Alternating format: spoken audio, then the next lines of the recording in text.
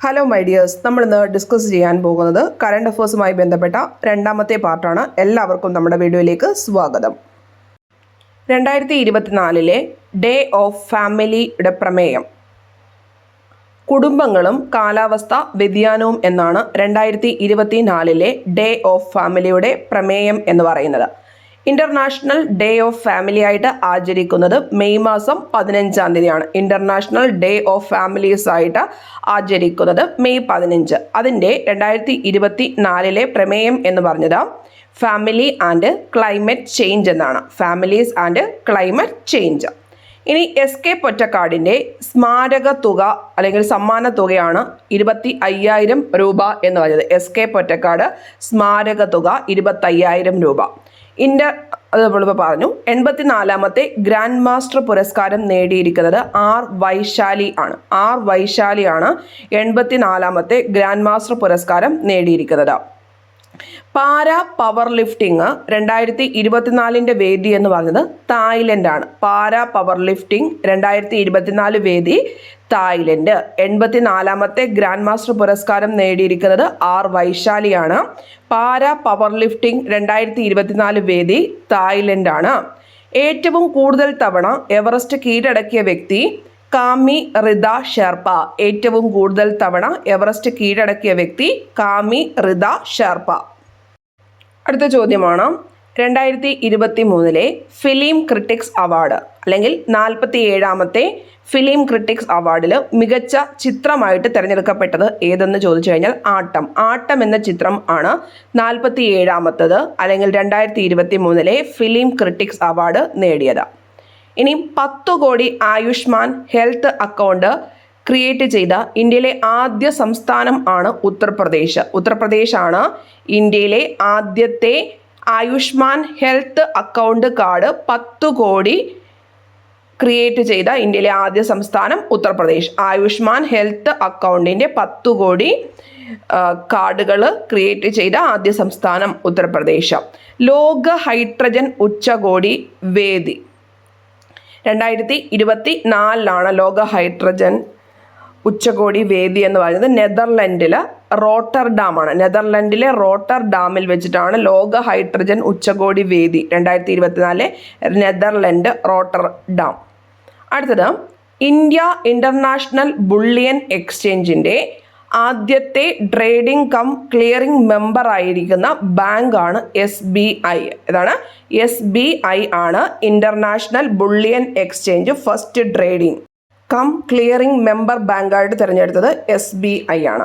അടുത്തത് India skill competition 2024 വേദി ന്യൂഡൽഹിയാണ്. ഒന്നുകൂടെ പറയാം, 2023 അല്ലെങ്കിൽ 47ാമത് ഫിലിം ക്രിട്ടിക്സ് അവാർഡ് മികച്ച ചിത്രം ആട്ടം. 10 കോടി ആയുഷ്മാൻ ഹെൽത്ത് അക്കൗണ്ട് ഇന്ത്യയിൽ ആദ്യമായിട്ട് ക്രിയേറ്റ് ചെയ്ത ഇന്ത്യൻ സംസ്ഥാനം ആണ് ഉത്തർപ്രദേശ്. ലോക ഹൈഡ്രജൻ ഉച്ചകോടിയുടെ വേദി 2024 നെതർലൻഡിലെ റോട്ടർഡാമാണ്. India international bullion exchange first trading cum clearing member ബാങ്കായിട്ട് തിരഞ്ഞെടുക്കപ്പെട്ടത് SBI ആണ്. ഇന്ത്യ സ്കിൽ കോമ്പറ്റീഷൻ 2024 വേദി ന്യൂഡൽഹിയാണ്.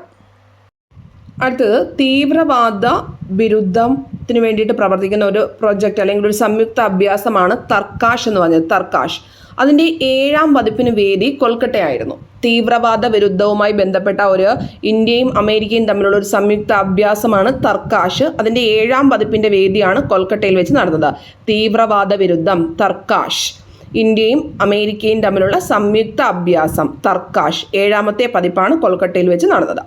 ഇനി 30ാമത്തെ Sultan Azlan Shah cup hockey ടൂർണമെൻറ്റിൻ്റെ വേദി എന്ന് പറയുന്നത് മലേഷ്യയാണ്. മലേഷ്യൻ രാജാവിൻ്റെ ഓർമ്മയ്ക്ക് വേണ്ടിയിട്ടാണ് സുൽത്താൻ അസ്ലൻ ഷാ കപ്പ് ആരംഭിച്ചിരിക്കുന്നത്.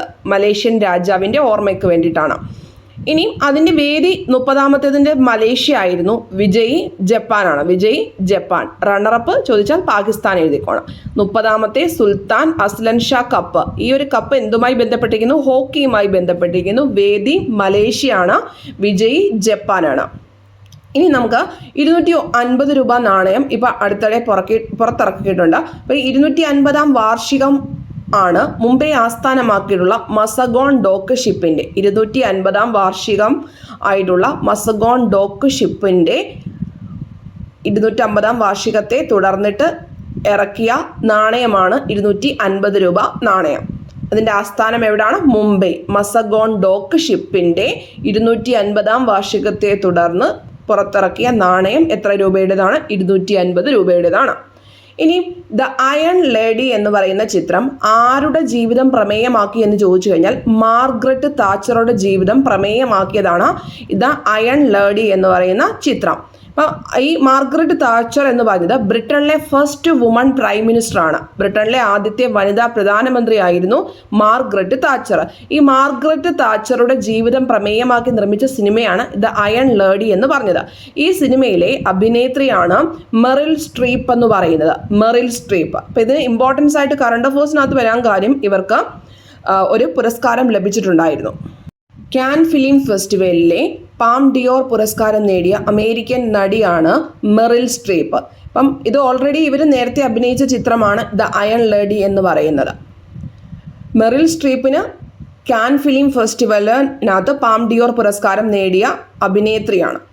ഇനി നമുക്കൊന്നുകൂടെ പറയാം. തീവ്രവാദ വിരുദ്ധം തർക്കാഷ് ആണ് 7ാമത്തെ പതിപ്പിൻ്റെ വേദി കൊൽക്കട്ടയാണ്. 30ാമത്തെ സുൽത്താൻ അസ്ലൻ ഷാ കപ്പ് വേദി മലേഷ്യ. വിജയി ജപ്പാൻ. 250 രൂപ നാണയം മസഗോൺ ഡോക്ക് ഷിപ്പിൻ്റെതാണ്.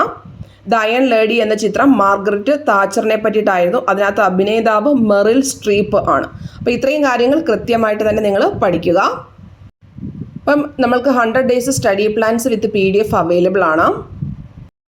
അടുത്തായിട്ട് നമുക്ക് ലൈവിൻ്റെ റെക്കോർഡ് സെഷൻസ് അവൈലബിൾ ആണ്. നമ്മൾ ഇതുവരെ എടുത്തിരിക്കുന്ന ടീച്ച്മെൻ്റ് ആപ്പിൽ എടുത്തിരിക്കുന്ന 500+ ലൈവ് സെഷൻസിൻ്റെ റെക്കോർഡ് ക്ലാസ് ഇപ്പോൾ നിങ്ങൾക്ക് പകുതി വിലയിൽ അവൈലബിൾ ആണ്. 599 ആണ്. അതിൻ്റെ റെക്കോർഡ് ക്ലാസ്സും സ്റ്റഡി മെറ്റീരിയലും ആപ്പിൽ തന്നെ നിങ്ങൾക്ക് അവൈലബിൾ ആയിരിക്കും.